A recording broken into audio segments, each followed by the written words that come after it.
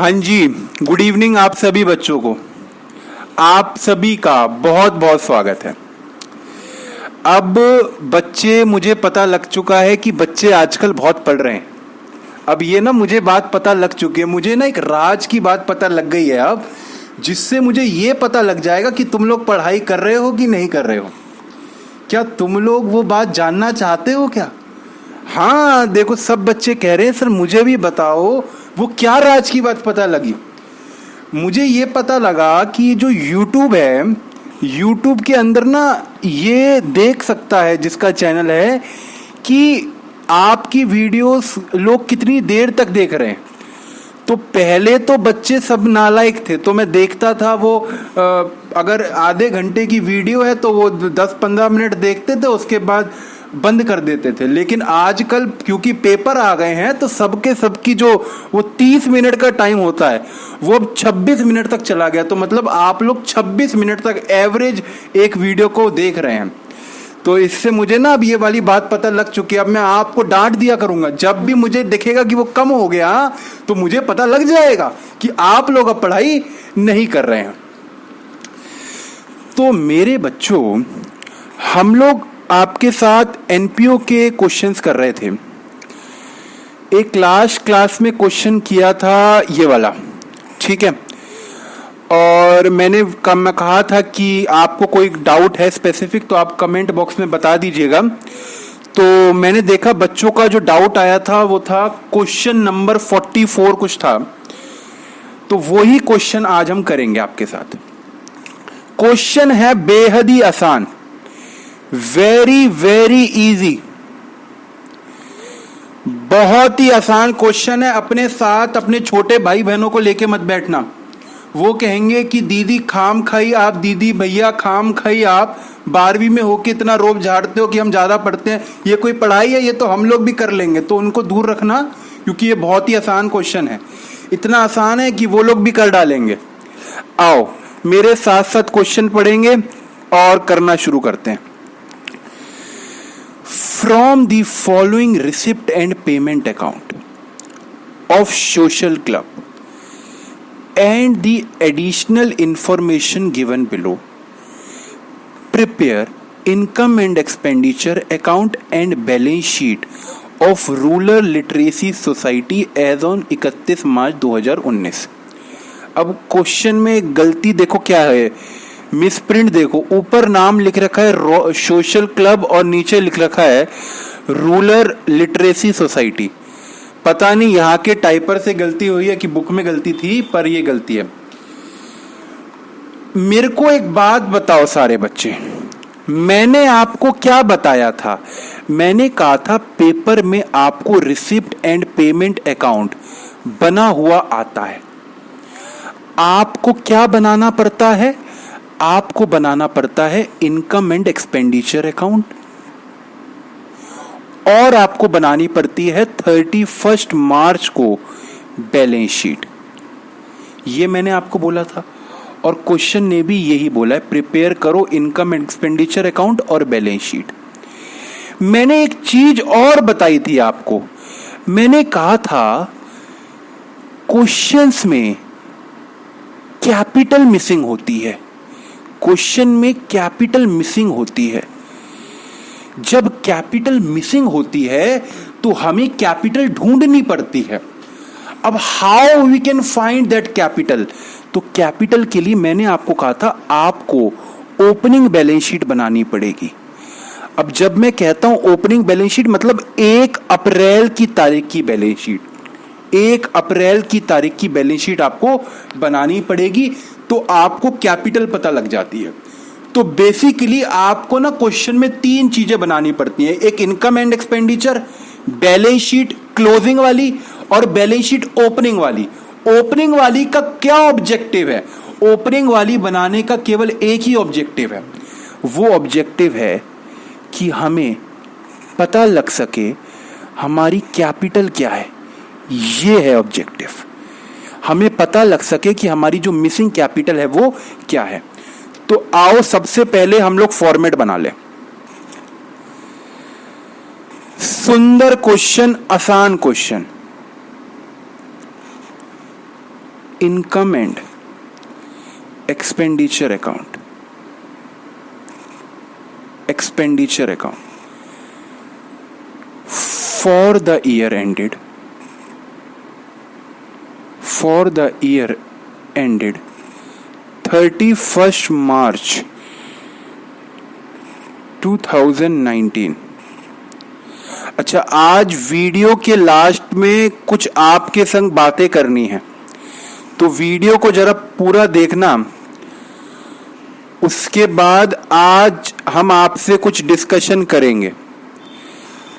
हमने आप लोगों के लिए कुछ विचार किया है, तो आप जरा बताइएगा कि उसके ऊपर आपको इंटरेस्ट है कि नहीं है। तो वीडियो के लास्ट में वो बात करेंगे।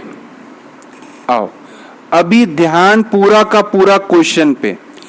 बेहद ही आसान क्वेश्चन। अच्छा, आपको मैं बताऊं फॉर्मेट बनाने में बच्चे क्या क्या गलतियां करते हैं। देखो, आपको एक तो ये बात याद रखनी है कि आप यहां पे फॉर द ईयर एंडेड लिखो और साइड में डेबिट क्रेडिट जरूर लिखना। ये माइनर सी गलतियां होती हैं जिसकी वजह से एग्जामिनर नंबर आपके काट सकता है। इसके बाद ये मैं बना रहा हूं balance sheet. Balance sheet as at 31st March, कौन सी तारीख का क्वेश्चन है? 2019 की बैलेंस शीट। ठीक, लाइबिलिटीज और एसेट्स।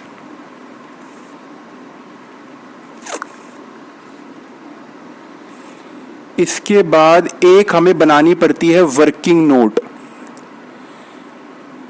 वर्किंग नोट में हमें बनानी पड़ती है opening balance sheet. Opening balance sheet, इसका ऑब्जेक्टिव भूल मत जाना। अगर मान लो क्वेश्चन में कैपिटल गिवन है तो ये क्या बनानी पड़ेगी? तो ये नहीं बनानी पड़ेगी। लेकिन मैंने जितने क्वेश्चन आपको अभी तक कराए उन सब में कैपिटल मिसिंग है, तो ये हम बनाते हैं।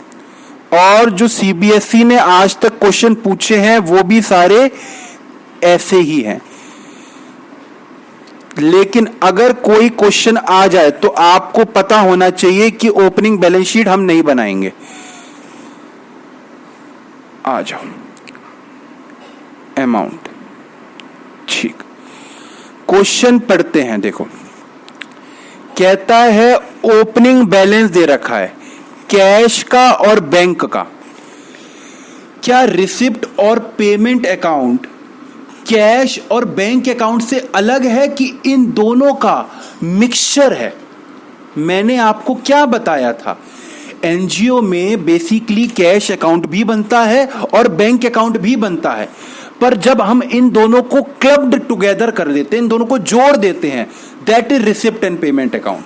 It is a summary of cash and bank transactions. Okay, तो ये ओपनिंग कैश दे रखा है मेरे बच्चे और ओपनिंग बैंक बैलेंस दे रखा है।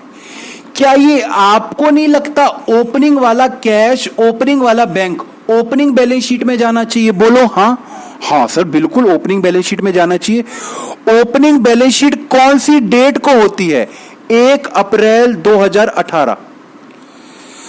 और ये कैश भी ओपनिंग है। ओपनिंग तो 1 अप्रैल से ही स्टार्ट होता है। तो क्या मैं लिख दूं कैश ओपनिंग है 40,000 और बैंक बैलेंस ओपनिंग है 1,55,500। 1,55,500 ओपनिंग मैंने आइटम ओपनिंग बैलेंस शीट में डाल दिया। ठीक, कहता है सब्सक्रिप्शन मिली, पिछले साल की सब्सक्रिप्शन इस साल मिल रही है, पिछले साल की इस साल मिल रही है। जरूर पिछले साल आउटस्टैंडिंग रही होगी, तभी तो ना इस साल मिल रही है।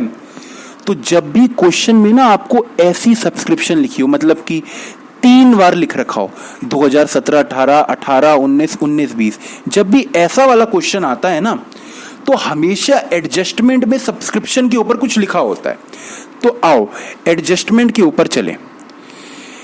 एडजस्टमेंट में क्या लिखा है?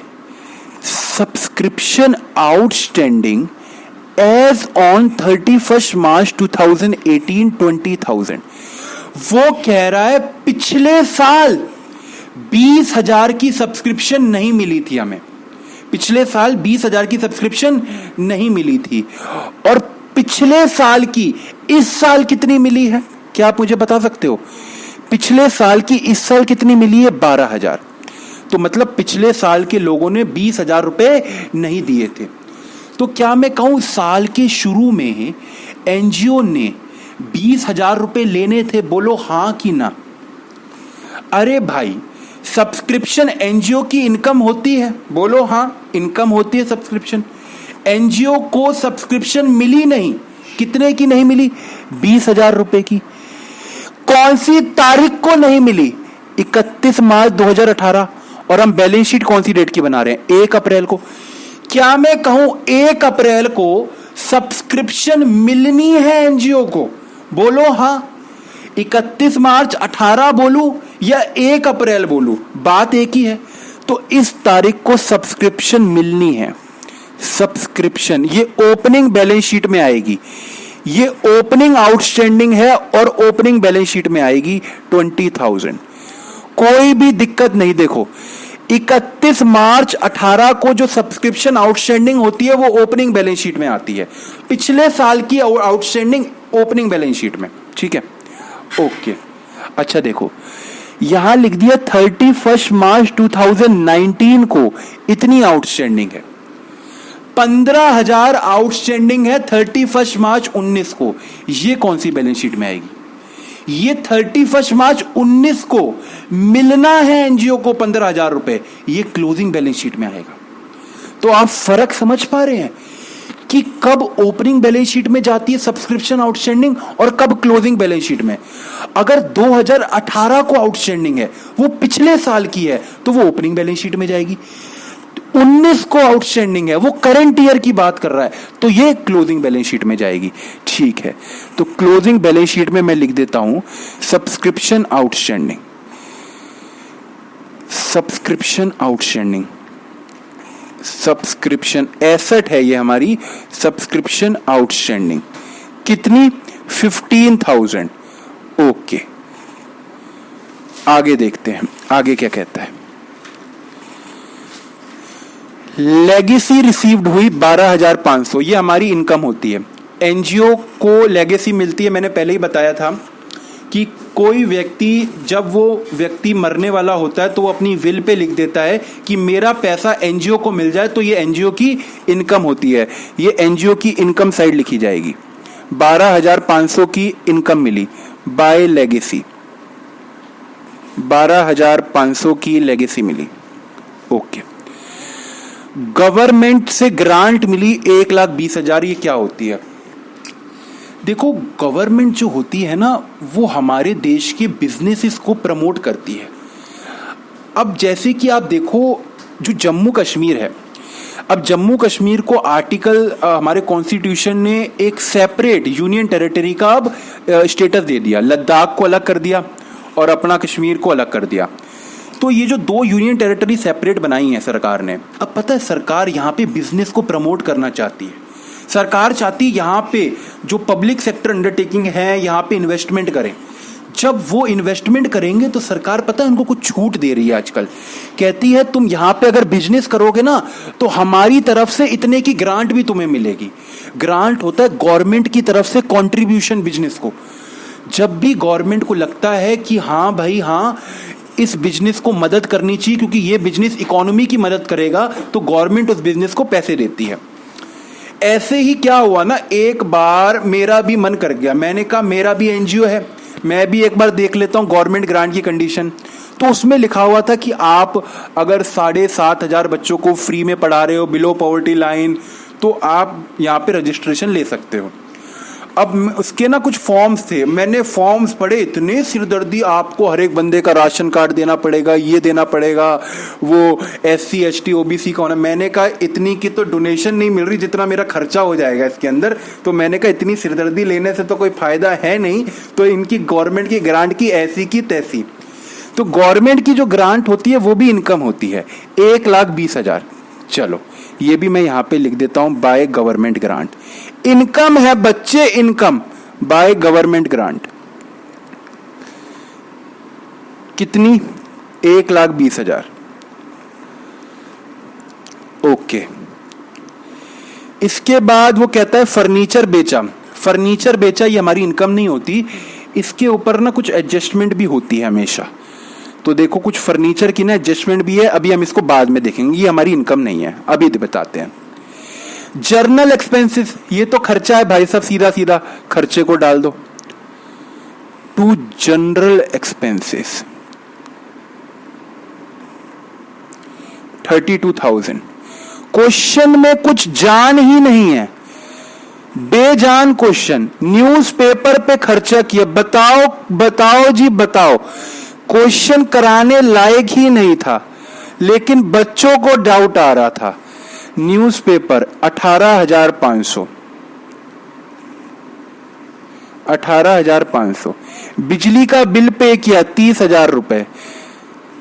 मैं ना यहां पे थोड़ा पास पास इसलिए लिख रहा हूं क्योंकि खर्चे ज्यादा हैं। बच्चे ये ना समझे कि हम लोग कंजूसी कर रहे हैं, हमारे पास ये तो ऑनलाइन है, भतेरे ऑनलाइन की ऐसे पेपर हैं, लेकिन खर्चे ज्यादा हैं और मैं चाहता हूं एक ही पेज पे आ जाए क्योंकि आपको यहीं पे सारी फिल्म देखने को मिल जाए। इलेक्ट्रिसिटी 30,000। इसके बाद fix deposit with bank. NGO ने बैंकों में 1,80,000 का FD कर डाली। क्या एनजीओ अपने नाम पे FD करवा सकती है? The answer is yes, NGO अपने नाम पे FD करा सकती है। आपको पता है एनजीओ की भी सेपरेट लीगल एंटिटी होती है, क्योंकि एनजीओ एक सेक्शन 8 कंपनी है और एनजीओ कंपनी मानी जाती है, इसलिए एनजीओ को एक सेपरेट लीगल एंटिटी का स्टेटस मिलता है। लेकिन एक कंडीशन है, अगर एनजीओ सेक्शन 8 कंपनीज एक्ट 2013 के तहत रजिस्टर्ड हुआ है तो वो सेपरेट लीगल एंटिटी माना जाता है, अदरवाइज नहीं। लेकिन हमारे सिलेबस में ये पॉइंट है ही नहीं। तो मजे की बात, आप लोग के लिए बस नॉलेज के लिए था, ज्यादा इसके अंदर डीप में जाने की कोई आवश्यकता नहीं। मैंने कहा एनजीओ ने FD करी अपने नाम पे, क्या ये एनजीओ का एसेट है? द आंसर इज यस, ये तो एसेट है। आपने जो FD करते हो वो आपका एसेट क्वालिफाई होता है। फिक्स डिपॉजिट कितने का आपने किया? फिक्स डिपॉजिट 1,80,000 रुपए का। ठीक है, मैंने ये फिगर यहां क्यों नहीं लिखी, यहां क्यों लिखी, ये पता है क्यों? क्योंकि जब भी FD के नीचे ये कुछ ऐसी बातें लिखता है ना, इंटरेस्ट और डेट की, हमेशा समझ लो कुछ झोल है इसके अंदर, कुछ एडजस्टमेंट होगी, हमेशा कुछ ना कुछ एडजस्टमेंट होती है। इसलिए मैंने बाहर ना लिख के अंदर ही लिखा, ताकि कुछ अगर पॉइंट होगा तो ऐड या लेस कर देंगे। ओके, बुक्स मैंने आपको कहा था ये एसेट होती है हमारी। सैलरी के लिए ना कुछ एडजस्टमेंट है। देखो कहता है 31 मार्च को सैलरी आउटस्टैंडिंग है 6,000 रुपए की, 6,000 की सैलरी आउटस्टैंडिंग है, तो 36,000 खर्चा हुआ कि 42,000 खर्चा हुआ? अगर मैं कहूं मेरा 36,000 रुपए मैंने पे किया और 6,000 रुपए मैंने अभी पे नहीं किया, लेकिन खर्चा तो मेरा पूरा हुआ ना, खर्चा तो मेरा पूरा 42,000 माना जाएगा। तो खर्चा मेरा कितना है? खर्चा पूरा 42,000 माना जाएगा। ठीक है, अच्छा तो आओ यहां पे लिख दे बाय सैलरी 42,000। ये जो 6,000 है क्या ये मेरी लाइबिलिटी भी है? द आंसर इज यस, ये सैलरी आउटस्टैंडिंग 6,000 मेरी लाइबिलिटी भी है। ओके, अब देखो आगे। क्वेश्चन ने कहा रेंट पे किया 65,000 रुपए, 65,000 का रेंट पे किया, और नीचे देखना एक एडजस्टमेंट भी है। कहता है 1 month rent paid in advance, 1 month rent paid in advance. क्या मतलब हुआ? मेरे बच्चे, आप मुझे एक बात बताओ, आप पूरे साल का रेंट पे कर रहे हो, पूरे साल का। पूरे साल में कितने महीने होते हैं? 12 महीने। आपने अगले महीने का भी रेंट पे कर दिया, अगले महीने का भी रेंट पे इसी साल कर दिया, तो क्या आप मुझे बता दोगे टोटल कितने महीने का आपने रेंट पे किया है? टोटल कितने मंथ का आपने रेंट पे किया है? 12 इस साल के, 1 अगले साल का, तो टोटल क्या मैं कह दूं 12 + 1 आपने 13 महीने का रेंट पे किया है। अच्छा, अगर आपने ये 65,000 जो यहां पे आ रहा है, ये 65,000 है, ये 65,000 अगर 13 मंथ का रेंट है, इसको मैंने डिवाइड बाय 13 कर दिया, तो क्या आप मुझे 1 मंथ का रेंट बता सकते हो कितना है? क्या आप मुझे 1 मंथ का रेंट बता सकते हो? हाँ, 1 मंथ का रेंट आ रहा है 5,000। अब आप मुझे बताओ मेरे बच्चे, आपने 65,000 रुपए पे किया है, क्या ये पूरा का पूरा इसी साल का खर्चा है? जल्दी से बताना, क्या ये पूरा का पूरा इसी साल का खर्चा है? तो नहीं, इसमें से 5,000 रुपए लेस हो जाएगा। और इस साल का खर्चा कितना है? 60,000। इस साल का खर्चा कितना है? 60,000। क्या बात क्लियर है? एक बच्चा कह रहा है कि सर बात समझ नहीं आई। अरे बच्चे, मेरी बात सुनो, तो ध्यान से सुनना। इस बच्चे को बात समझ नहीं आई, फिर से बताएंगे। मैंने कहा मेरे दोस्त, आपने रेंट पे किया, रेंट अकाउंट डेबिट, कितना? 65,000 रुपए का रेंट पे किया टू बैंक। क्या रेंट पे कर सकते हैं 65,000 रुपए का? जल्दी से बताए, वो बच्चा जल्दी से बताए जिसने कहा था समझ नहीं आया। कह रहा है हाँ ओके, 65,000 रुपए का रेंट पे कर सकते हैं। मैंने कहा ये 13 महीने का रेंट है, 13 मंथ का रेंट है, तो इस साल का कितना होगा? इस साल का तो केवल 12 महीने का है। तो इनकम और एक्सपेंडिचर में केवल कितना जाएगा? 60,000, जो कि 12 महीने का है। जबकि आपने पे कितना किया है? पे आपने किया है 65,000 रुपए 13 महीने का। तो जो 1 महीने का एक्स्ट्रा पे कर दिया, ये क्या है? ये आपका है एडवांस रेंट। ये आपका एसेट होता है, advance rent. Oh my God, 5,000, ये एडवांस रेंट आपका क्या है? एसेट है, एसेट है। बच्चा कह रहा है सर इसको प्रीपेड रेंट कह सकते हैं? बिल्कुल कह सकते हैं, ये प्रीपेड रेंट ही है। ठीक है, तो क्या मैं कहूं मेरा एडवांस रेंट, ये मेरा जो मैंने पे किया है खर्चा। अच्छा, मैंने सैलरी को यहां पे लिख दिया, सैलरी तो खर्चा है हमारा, डेबिट साइड आना चाहिए था, मैंने यहां पे टाइप कर दिया। तो सैलरी को मैं सही कर देता हूं, to salary 42,000,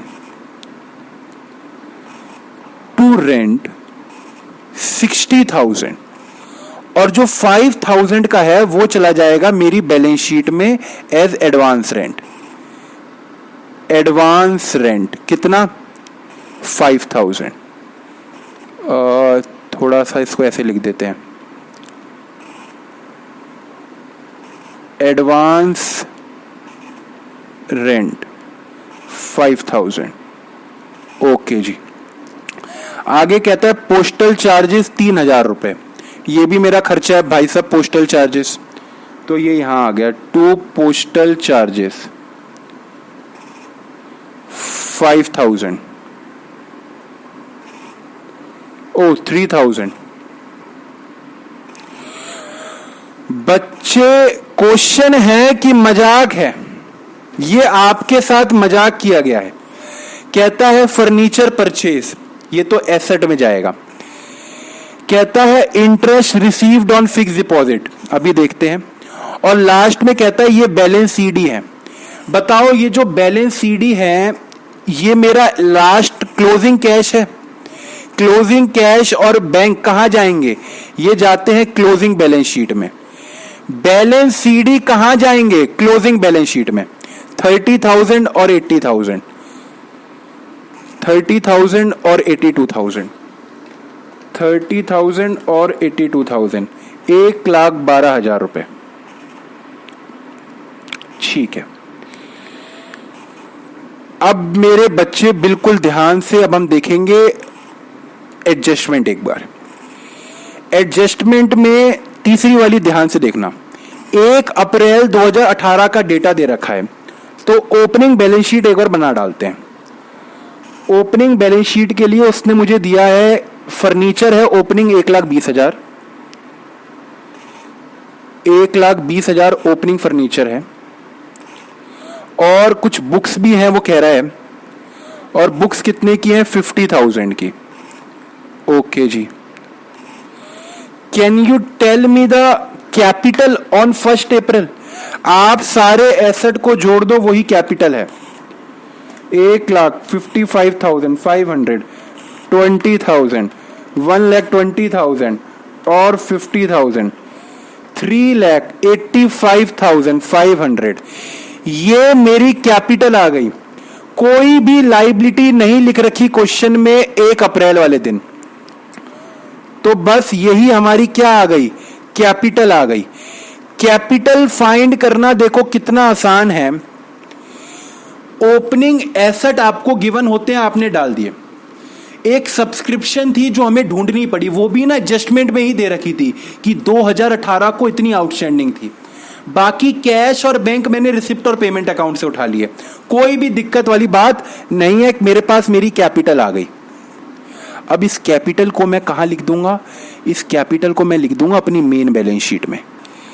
capital fund, how much? Capital fund 385,500, 385,500। Okay, ठीक है जी। अब आओ, सब्सक्रिप्शन की इनकम मैंने अभी तक नहीं लिखी है, वो लिखते हैं। मेरे बच्चे, सब्सक्रिप्शन इस साल की हमें कितनी मिली है? 2,65,000। इस साल की 2,65,000 मुझे मिली है। नीचे क्वेश्चन कहता है सब्सक्रिप्शन लास्ट में आउटस्टैंडिंग है 15,000। बड़ा अच्छा पॉइंट है, एक बार इसको ध्यान से देखना। 31 मार्च 2018 को सब्सक्रिप्शन जो थी, 2018 की बात कर रहा हूं, मतलब पिछले साल की, कितनी सब्सक्रिप्शन मिलनी थी? 20,000। इस डेट पे 20,000 मिलनी थी। अच्छा, पिछले साल 20,000 रुपए की सब्सक्रिप्शन मिलनी थी। अच्छा, मुझे बात बताओ, करंट ईयर में कितनी सब्सक्रिप्शन लास्ट ईयर वाली रिसीव्ड हो गई? पिछले साल की 20,000 रुपए मिलनी थी, लेकिन पिछले साल की कितनी इस साल मिल चुकी है, यह बताना है मुझे। देखो, तो मुझे पिछले साल की मिल गई है 12,000 रुपए। ओके, मतलब पिछले साल की अभी भी कितनी आउटस्टैंडिंग है? लास्ट ईयर की आउटस्टैंडिंग है अभी तक 8,000 रुपए। और क्वेश्चन में पता है क्या बताया है? क्वेश्चन ने कहा है 31 मार्च 2019 को जो सब्सक्रिप्शन आउटस्टैंडिंग है वो कितनी है? देखो क्वेश्चन ने क्या बताया है। 31 मार्च 2019 को जो आउटस्टैंडिंग है वो है 15,000। 15,000, इस 15,000 में से 8,000 तो पिछले साल के अभी तक आउटस्टैंडिंग है। आपने बात समझी? इस साल के एंड में हमने जब टोटल किया तो हमें पता लगा 15,000 रुपए लेने हैं, लेकिन जो 15,000 रुपए लेने हैं उसमें से 8,000 तो पिछले साल के हैं जो अभी तक नहीं मिले।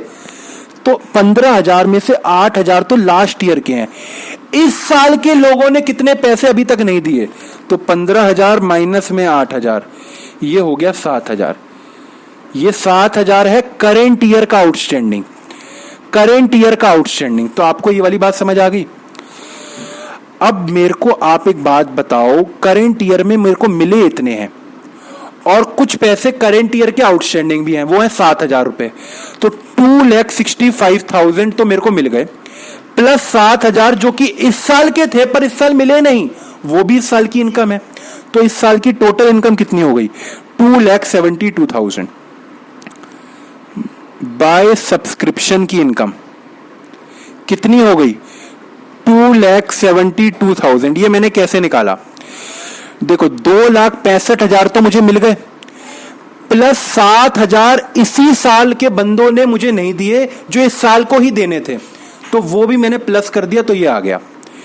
तो ये एक पॉइंट था, अच्छा, ये जो मैंने आपको करवा दिया। इसके बाद देखो फर्नीचर वाला कहता है एक फर्नीचर थी जिसकी बुक वैल्यू 50,000 थी, बैलेंस शीट में 50,000 रुपए का फर्नीचर था, ठीक है, उसको 37,000 का बेचा। 50,000 की चीज 37,000 में बिक रही है, तो कितने का लॉस हुआ भाई? तो ये तो क्लियर है, 50,000 में से 37 की बिकी, 13,000 का लॉस हुआ। ये लॉस क्या है? मेरा एक्सपेंस है, यहां लिख देता हूं, to loss on sale of furniture 13,000 रुपए। कोई भी दिक्कत बोलो, क्लियर है? ठीक है, ये मैंने लिख दिया। अच्छा, अब आ जाओ फिक्स एस डिपॉजिट वाले पॉइंट के ऊपर। फिक्स डिपॉजिट वाले पॉइंट के ऊपर आ जाओ, तो वो क्या कहता है? देखो, आपने 30 सितंबर को एक बैंक में एफडी कराई, देखना 30 सितंबर को आप भाई साहब बैंक गए, आपने बैंक में एफडी कराई। एफडी कराई, कितने रुपए की एफडी कराई? आपने कराई 1,80,000 रुपए की एफडी, ठीक है। अब बैंक वाले एफडी के ऊपर इंटरेस्ट भी तो देते हैं, बिल्कुल देते हैं। तो 1,80,000 के ऊपर आपको कितना इंटरेस्ट मिलेगा? क्वेश्चन ने कहा 10% पर एनम, पूरे साल का इंटरेस्ट है 10%। लेकिन मुझे बताओ, क्या आपने एफडी पूरे साल के लिए बैंक को दी है? भाई बैंक आपको, आप जो बैंक को पैसे देते हो, बैंक कहता है कि आपने पूरे साल मुझे पैसे दिए, मैं 10% पूरे साल का आपको देता हूं। लेकिन आपने बैंक को कितने महीने के लिए अपने पैसे दिए? अक्टूबर, नवंबर, दिसंबर, जनवरी, फरवरी, मार्च। आपने बैंक को 6 महीने के लिए पैसे दिए, तो बैंक भी आपको 6 महीने का ब्याज देगा। तो कितना हो जाएगा? 9,500। बैंक आपको कितना ब्याज देगा? 9,500। और देखो क्वेश्चन में क्या लिखा है, क्वेश्चन में क्या लिखा है? कहता है आपको 4,500 इंटरेस्ट मिला। 9,500 मिलना चाहिए था, जबकि मिला कितना? 4,500। तो कितना नहीं मिल पाया? जल्दी से बताओ, कितना नहीं मिल पाया? आपको नहीं मिल पाया 5,000 रुपए। क्लियर है ना? एक बार मैं कैलकुलेशन कर देता हूं। 1,80,000 10% इंटू में 6 डिवाइडेड बाई 12, 9,000। ओके, ये 9,000 आ रहा है और 4,500 रुपए आपको मिल चुका है। तो कितना आपको नहीं मिल पाया? 4,500 आपको नहीं मिल पाया। मतलब 4,500 रुपए तो रिसीव्ड हो गया आपको, 4,500 रुपए आपको नहीं मिल पाया। तो आप मेरी बात समझ रहे हैं? ये 4,500 रुपए तो अभी भी मिलना है, तो ये मेरा एसेट है, ये मेरा एसेट है। 4,500 जो मिल गया वो तो कैश में आ ही गया। एफडी का इंटरेस्ट बैंक में क्रेडिट हो गया होगा 4,500 रुपए, 4,500 रुपए रह गया होगा क्रेडिट होना, तो वो हमारी तो इनकम है ना। तो मैं इसको क्या करूंगा, अपनी एफडी के अंदर ऐड करके दिखा दूंगा, एफडी के अंदर ऐड करके दिखा दूंगा, ऐड इंटरेस्ट। कितना? 4,500 ऐड करके दिखा दूंगा। तो कितना हो गया? 1,80,000 प्लस 4,500, 1,84,500। मैंने ये 4,500 क्यों जोड़े? जबकि मेरा को तो 9,000 रुपए का फायदा हो रहा है, क्योंकि 4,500 तो बैंक में आ ही गए, 4,500 ही तो हैं जो आने हैं। तो जो आने हैं वो तो मेरा एसेट होता है, तो ये मेरा एसेट है। और बाकी मेरी इनकम कितनी हुई? इनकम में मैं कितना लिखूंगा? बाय इंटरेस्ट की इनकम कितनी हुई? इंटरेस्ट की इनकम तो पूरी 9,000 हुई, 4,500 जो आ चुके हैं, 4,500 जो आने हैं, ये पूरी इनकम हो गई। ठीक है, और कोई पॉइंट क्वेश्चन कह रहा है? और एक बार देखो, अगले साल की भी सब्सक्रिप्शन हमें इसी साल मिल गई तो ये तो हमारी लायबिलिटी होती है। इसको लायबिलिटी साइड दिखाएंगे, एडवांस सब्सक्रिप्शन, एडवांस सब्सक्रिप्शन कितनी? 5,000। ओके, अब फर्नीचर का एक पॉइंट देख लो जरा। फर्नीचर के ऊपर कुछ एडजस्टमेंट भी थी ना, तो एक बार मैं यहां पे वर्किंग नोट बनवा देता हूं। देखो, 1 अप्रैल को आपके पास जो फर्नीचर था वो देखो मेरे बच्चे था 1,20,000 रुपए का। ठीक है, 1,20,000 का था 1 अप्रैल को।